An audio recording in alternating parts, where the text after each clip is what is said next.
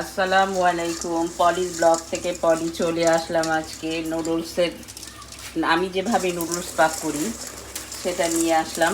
সবাই তো পারেন, তারপরেও আমারটা আমি যেভাবে রান্না করি সেটা আপনাদের সাথে আজকে আমি শেয়ার করব।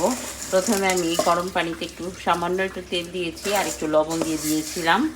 এখন পানিটা গরম হওয়ার পরে সমস্ত নুডলসগুলো আমি দিয়ে দিলাম।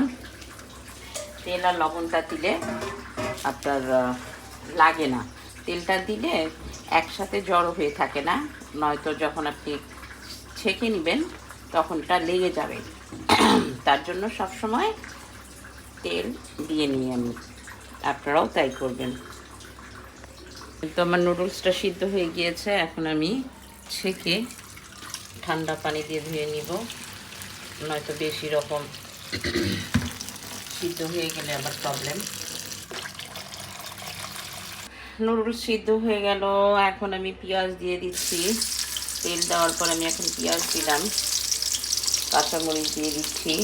যে যেরকম ঝাল খান সেভাবেই দিবেন।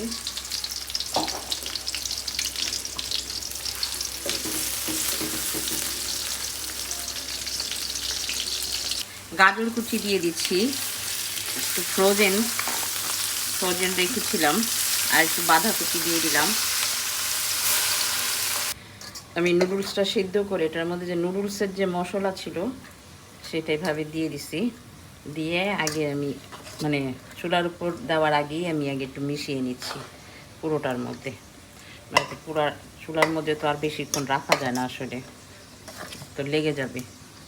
তাই এটা আলগা করে এইভাবে পুরোটার মধ্যে মিশাই নিই।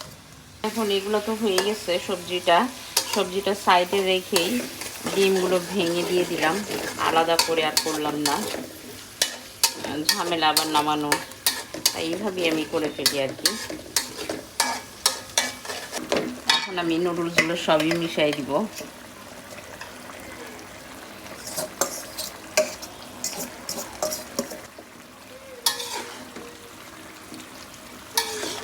আমার চুলাটা কিন্তু অফ, এখন যদি আমি চুলাটা ধরায় করি, সব মিক্সড করি, তাহলে কিন্তু পুড়ে যাবে। হ্যাঁ, এর জন্য আমি চুলাটা অফ রেখে এটা মিশাবো, দেন আমি চুলাটা ধরাবো। সস দিব আজকে, আমার সয়া সস শেষ, জাস্ট একটু ফিশ সস অল্প একটু দিয়ে দিলাম। চুলাটা ধরিয়ে দিব, সব মিক্স করবো।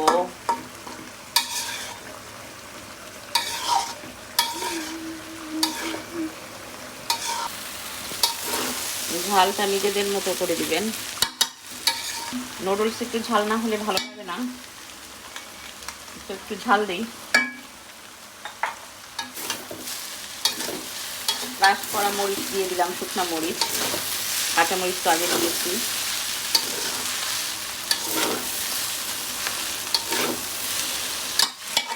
হয়ে গিয়েছে আমার নুডলস। আমার মতো রান্না করে কেমন লাগলো তো জানাবেন।